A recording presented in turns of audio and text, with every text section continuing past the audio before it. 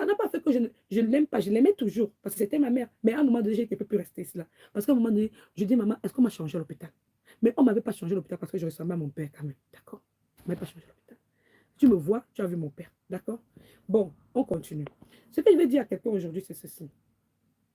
Il y a des souffrances que tu vis dans la vie depuis que tu es petite. Tu te poses la question, tu te dis que ma mère est jalouse de toi. Et quand ta mère est jalouse de toi, et quand ta mère ne t'aime pas, même si tu te maries demain, il y a plus de chances que tu vas te marier avec un sorcier. Parce qu'elle va diriger un homme sorcier de venir te marier. Quand il va venir, elle sera contente parce qu'elle va clapper les mains comme ça. Il va te menacer dans le mariage, elle sera comme ça. Elle va célébrer parce qu'elle veut un homme qui va détruire ta vie. Donc, je vais vous dire que beaucoup d'enfants qui sont détestés par leur famille, tu finis par tomber dans un mariage où le mariage, là, c'est un homme qui est sorcier. Ou bien c'est une femme qui est sorcière qui te rend la vie dure. Faites attention. Et quand tu vas vouloir venir parler, on va dire, non, rentre là-bas en mariage. Rentre là-bas en mariage. Parce que eux, ils savent que depuis l'enfant, la chronologie de temps, depuis l'enfance jusqu'au jour que tu es parti te marier, ils n'ont pas pu te tuer.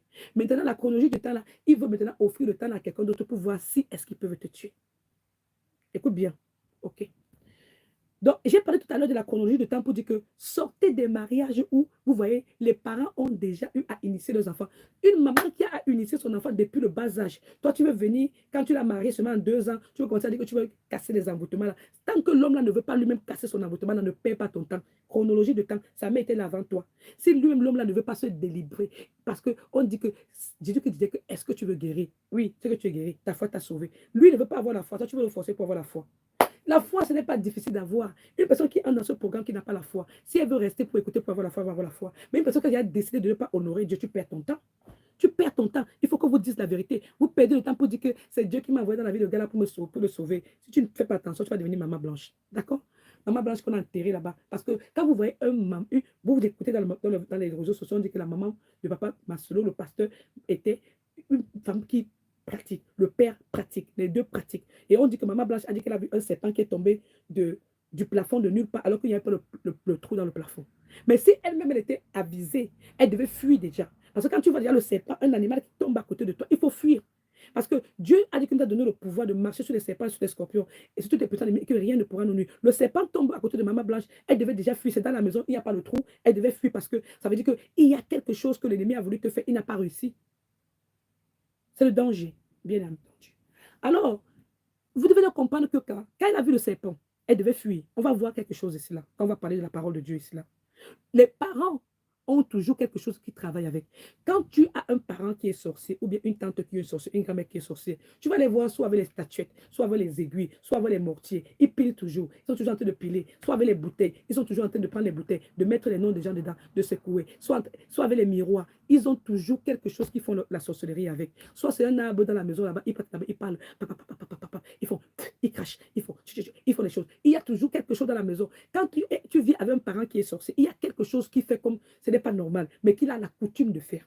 C'est pour ça que vous allez comprendre Luc chapitre 4, verset 16. On dit la coutume de Jésus, c'était de lire la parole de Dieu. Mais il y a les gens que leur coutume, c'est de faire des incantations.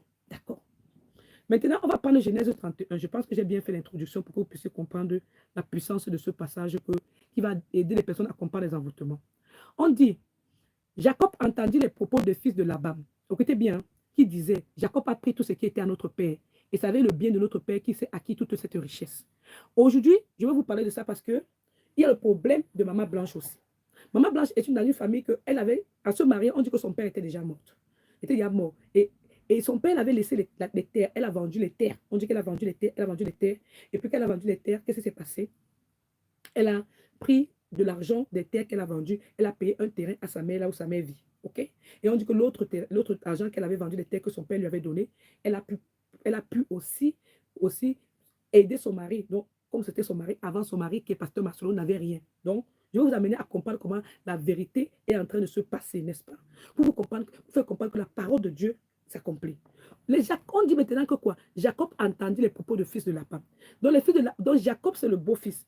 Et je vais vous rappeler la petite histoire, c'est que Jacob a fait en sorte que son beau-père s'enrichisse. Parce que le beau-père savait que Jacob était un enfant étoile. Parce qu'il a voulu marier qui? Il a voulu marier Rachel. Et puis le beau-père a dit qu'il faut qu'il travaille 7 ans pour marier.